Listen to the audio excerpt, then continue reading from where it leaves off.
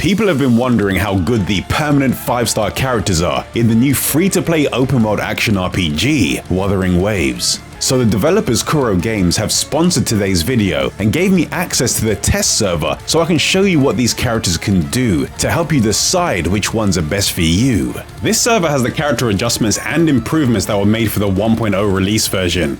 But still keep in mind that the performance improvements and a few other changes could still happen at release and beyond. So if after watching this video you want to learn more or try the game for yourself, use my link in the description and pinned comment to download the game. There are currently 5 permanent 5-star characters in WutheringWaves that can be obtained from the standard convene. These characters are Calcharo, Verina, Encore, Jianxin, and Lingyang.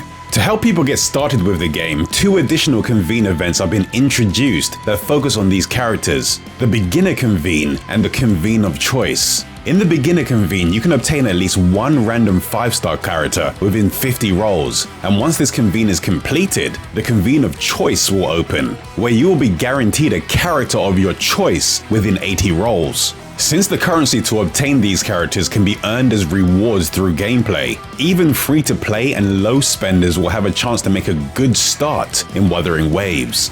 The majority of the gameplay in this video will show characters at their base performance, with only 1 low rarity main echo equipped. They also won't have any additional passive boosts from their forte nodes unlocked, or any upgraded sequence nodes in their resonance chain. The aim is to showcase what will be possible by anyone as soon as they obtain a character, since the main focus is to show the core of what these characters can do. So I'll also be setting the world to a much higher level than my characters, so the enemies can survive while I showcase the characters' skills. Over the various public and private test phases, I've tried all of the characters through multiple points in their development, so I'll still make you aware of some of the important things you should know about their release versions.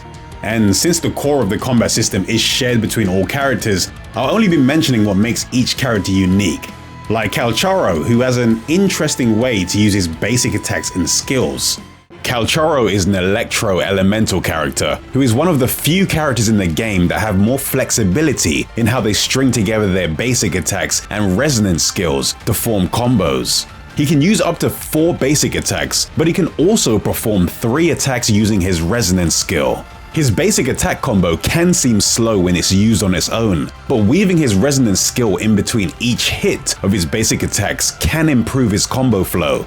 When using Calcharo's Resonance Liberation, which is a character's ultimate attack, he deals damage to nearby enemies and enters the Deathblade gear state. While in this state, his basic attacks are replaced with the Hound's Roar combo, and his dodge counter deals increased damage. Once his Resonance Liberation state ends, Calcharo's next intro skill is enhanced and converted into the Necessary Means attack. An intro skill is an attack that can be performed when a character's concerto energy that is displayed to the left of their health bar is fully charged. This energy can be generated by using a character's various attacks and skills, and once it's fully charged, selecting another character will perform that character's intro skill, and the character leaving combat will perform their outro skill. So in order to perform Calcharo's Necessary Means attack, you'll need to make use of the game's character switching mechanics. A character's forte circuit is pretty much the glue that brings their kit together. Each character has a forte gauge above their health that indicates how and when they can make use of their core mechanics. In Calcharo's case, his gauge has 2 states depending on whether or not he's under the effect of his Resonance Liberation. When he is not in his Resonance Liberation's Deathblade gear state, each use of his resonance skill Extermination Order increases his cruelty by 1, which is indicated by the purple segments on his forte gauge. Once this gauge is fully charged, Calcharo's heavy attack is extended and followed up with an attack called Mercy. When Calcharo enters the Deathblade gear state after using his Resonance Liberation, his usual forte gauge now has 5 segments, and instead of Cruelty, during his Resonance Liberation he will generate a resource known as Killing Intent. Each time Calcharo's basic attack hits a target, he will gain 1 killing intent, and once he reaches 5 killing intent, he consumes all 5 to use the Death Messenger attack, which will be performed as you continue to tap the basic attack button. Calcharo's forte gauge will be fully charged when he first enters his Resonance Liberation, so Death Messenger will be your combo opener while in this state. Calcharo is a good pick if you want to have a strong DPS-focused character to get you started with the game, and he pairs well with the limited 5-star character Yinlin, who will be available in the second half of patch 1.0. So if you plan to get her, consider grabbing Calcharo too. Calcharo is good when taking down enemies one at a time, and Yinlin is great when fighting groups of enemies, and since she can provide buffs to electro damage and can continue to deal damage while off the field, they have good synergy together. The next character that I'll be talking about is someone that can be beneficial when paired with the damage-focused characters that are currently in the game, and that's Verina. Verina is a spectro-elemental healer and buffer that seems to be the most universally beneficial for the characters in your account. She's also one of the few characters that can actually use a basic combo while in mid-air. So if you time things right, you should be able to switch to other characters with mid-air attacks to extend an aerial combo. Her heavy attack makes this easier since she slides towards enemies, and once the hit connects, it launches her into the air so she can follow up with her mid-air combo. When it comes to her other abilities, Verina's resonance skill Botany Experiment deals spectro damage to enemies within its range. Since Verina is a support-focused character, you're less likely to keep her out on the field for an extended period of time, so her outro skill gives some additional benefits. When using her outro skill, she recovers health for the next character for 6 seconds, and all characters on nearby teams gain 15% all-type damage deepen for 30 seconds. Her Resonance Liberation is also something that party members can benefit from. When Verina uses her Resonance Liberation, she deals spectro damage to enemies within range, restores health to all nearby team members, and also applies a photosynthesis mark to the enemies that were hit. When a team member attacks targets with a photosynthesis mark, Verina's vines sprout from the ground to perform an additional follow-up attack on that enemy, even if she is not currently on the field, which deals additional spectro damage and restores health to party members dealing damage. The photosynthesis mark lasts for 12 seconds, and the follow-up attack effect can be triggered once per second. When it comes to Verina's Forte circuit, she has 4 segments on her Forte gauge that represent her total photosynthesis energy. One segment of photosynthesis energy is generated each time the final hit of her basic attack connects with an enemy, and also when her resonance skill or intro skill hits an enemy. So she has 3 different ways to generate her photosynthesis energy, which can then be consumed in order to heal the party. When using Verina's heavy attack while she has photosynthesis energy, she will consume 1 stack of photosynthesis energy to restore health to nearby party members. If Verina still has photosynthesis energy after using her heavy attack, her follow-up mid-air attacks can also consume 1 stack of photosynthesis energy each hit to restore health to party members. But based on what I've seen, using a heavy attack before using her mid-air attack was not a requirement when I wanted to make quick use of her photosynthesis energy. But the heavy attack into mid-air attack combo did flow better when I already had multiple stacks of photosynthesis energy charged.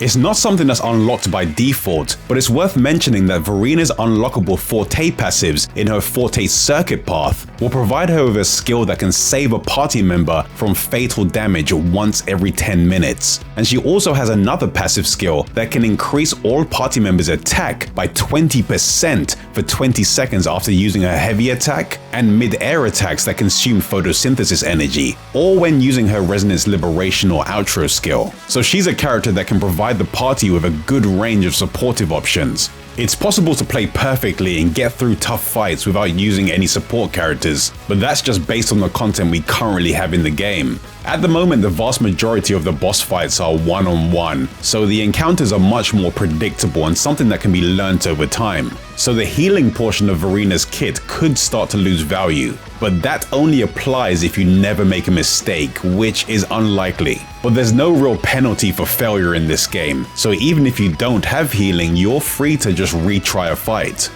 Thankfully, the parts of Verina's kit that provide healing also provide additional enhancements of some kind, so I can still see her having some long-term value for anyone's account. And any character that still has interactions with the active characters or enemies while being off the field is someone I would personally prioritize.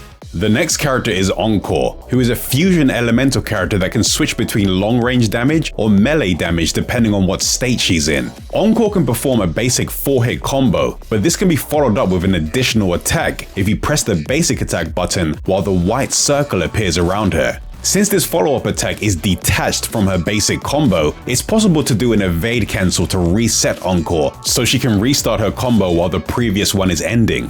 Her resonance skill uses similar mechanics. When Encore uses her resonance skill, she summons Cloudy and Cosmos to attack enemies with burning rays. And just like her basic attack, her resonance skill can be followed up by pressing the resonance skill button again when the white circle appears around Encore. Encore's outro skill is a bit different from the characters shown so far, since it creates a flame zone centered around the target that continuously deals damage every 1.5 seconds for 6 seconds. It can be nice to have a character that deals a bit of damage while they're not on the field, but if enemies leave the affected area, this skill loses its purpose. Encore's Resonance Liberation is where most of her power lies. After Encore activates her Resonance Liberation, her combat style completely changes into one that is more melee focused for 10 seconds. When using her basic attacks during Resonance Liberation, she auto-dashes towards the nearest target to deal a fast 4-hit combo. She also gains a new heavy attack and resonance skill while in this state. Unlike most other characters, Encore's Forte circuit is pretty detached from the majority of her kit, since her playstyle seems to revolve around her Resonance Liberation. Encore's Forte gauge isn't divided into segments. Instead, it needs to be fully charged with a resource called Dissonance before it can be used. Encore can hold up to 100 Dissonance, which can be obtained when her normal attacks, resonance skills, and intro skill hits an enemy. It can also be charged during her Resonance Liberation, as she continues to hit enemies throughout its duration. When Encore's Dissonance is fully charged, using a heavy attack will consume all of Encore's Dissonance and put her into the Dissonance state, reducing the damage she takes by 70%. While in this state, she is locked in place and cannot be controlled, but switching characters is possible and it won't interrupt her Dissonance. Once Encore's Dissonance state ends, she'll cast her Cloudy Frenzy attack, but if she uses it during her Resonance Liberation, she'll use Cosmos Rupture instead. Both of these Dissonance attacks will be considered Resonance Liberation damage, regardless of whether she is in her Resonance Liberation or not, but it will be much more destructive when used while she is in Resonance Liberation. This can be a powerful attack to use, but it may be harder to land when fighting against fast-moving enemies. But it does have the added benefit of being an attack that can be used when another character is on the field, so it can be nice for some additional burst damage during an enemy's downed phases. Encore is pure damage, and in terms of all of the permanent characters available, she is one of the most powerful ones, but she doesn't have as much long-term value for your account in comparison to some of the other characters. So if you manage to get her randomly, then she's definitely worth using. But when you have a choice to pick between her and other characters, you should definitely give it some extra thought.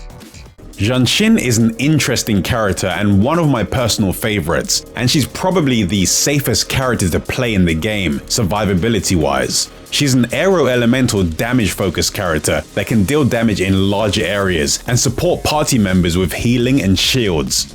Her normal attack combo does a combination of single target and area damage, which can be surprisingly useful in the open world for things like mining or breaking objects. Jianxin's resonance skill is a parry stance that can be held for a few seconds to make her immune to a single hit, which will automatically be followed up with a counter attack if she's hit while the stance is active. If the resonance skill is quickly tapped or released early, Jianxin will perform a quick attack that can hit enemies even if they're at range. When using her outro skill, Jianxin will provide the party member entering combat with a 38% Resonance Liberation damage deepen buff for 14 seconds, or until that character leaves the field. So along with being able to provide healing and shields, she can support characters that have a focus on Resonance Liberation damage.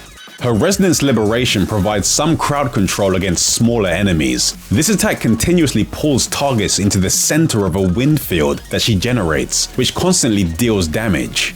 When the field disappears, it causes an additional burst of damage to all targets within range.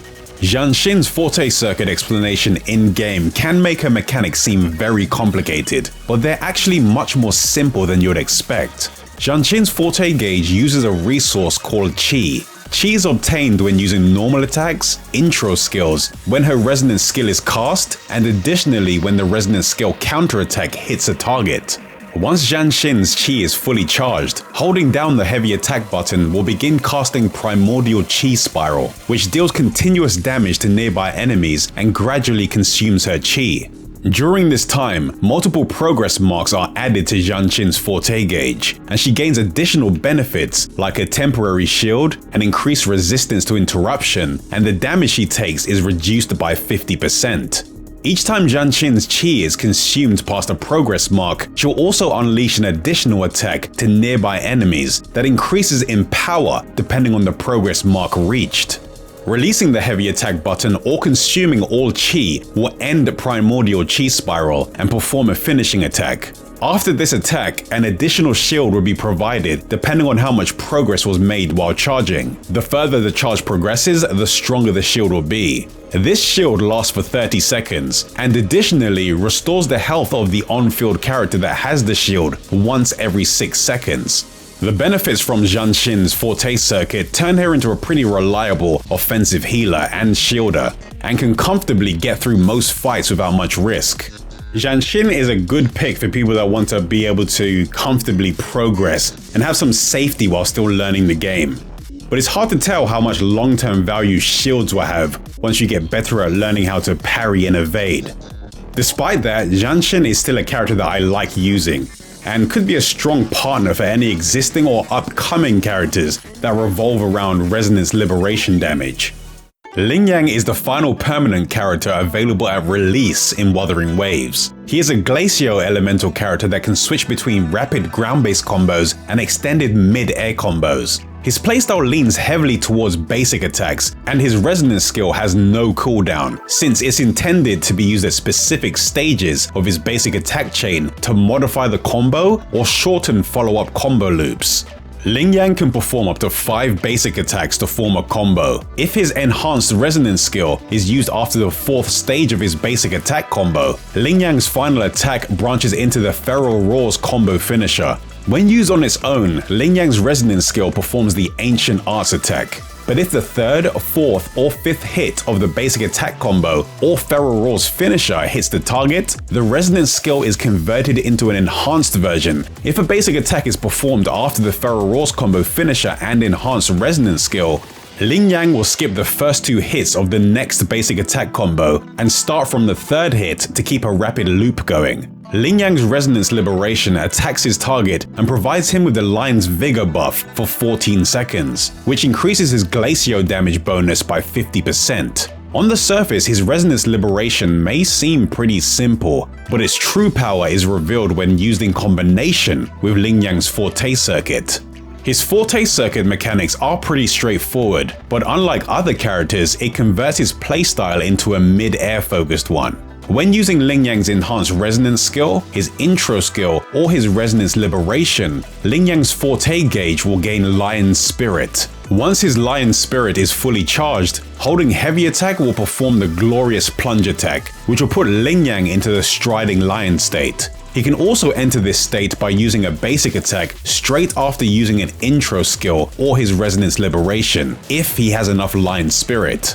While in this state, his Lion Spirit is continuously consumed, and he will gradually restore Concerto energy.